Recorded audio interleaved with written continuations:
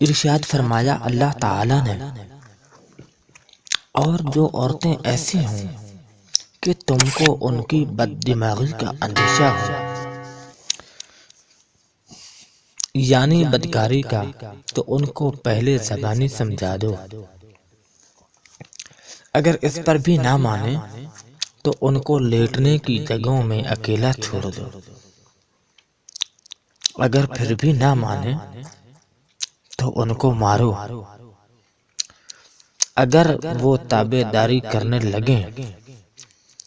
تو ان پر بہانہ مت ڈھونڈو۔ سورۃ النساء پارہ نمبر 5۔ حدیث شریف میں مارنے کی یہ حد ہے کہ ہڈی نہ ٹوٹے، اگر پھر بھی درست نہ ہو اور جب نباہ ہونے کی صورت نہ ہو تو طلاق دے دینا چاہیے۔ یہ نہ کریں کہ نہ طلاق دیں اور نہ رکھیں، کہ یہ بھی ظلم ہے۔ نبی کریم صلی اللہ علیہ وسلم فرماتے ہیں کہ ایسے قصے کے وقت جب کہ ہر طرف بے دینی ہو، ایسے فتنے کے وقت جب کہ ہر طرف بے دینی ہو، میں اپنی امت کے لیے مجرد اکیلا رہنا یعنی بے بیوی کے رہنے کو اور تعلقات چھوڑ کر پہاڑوں کی چوٹیوں پر رہنے کو پسند کرتا ہوں۔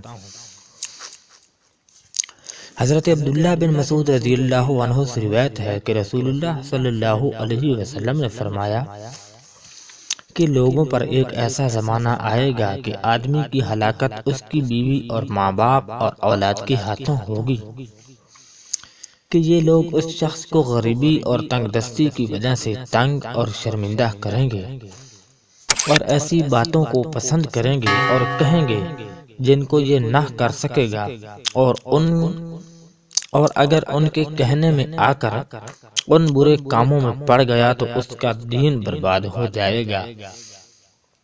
جب دین گیا تو ہلاکت یعنی خدا کی پکڑ موجود ہے۔ ان حدیثوں سے معلوم ہوا کہ جو شخص بیوی بچوں کے حقوق حلال آمدنی سے پورے ادا نہ کر سکے، اس کے لیے بہتر اور اچھائی اسی میں ہے کہ نکاح ہرگز نہ کرے، ایک طرف ہو کر اللہ کی یاد کرے۔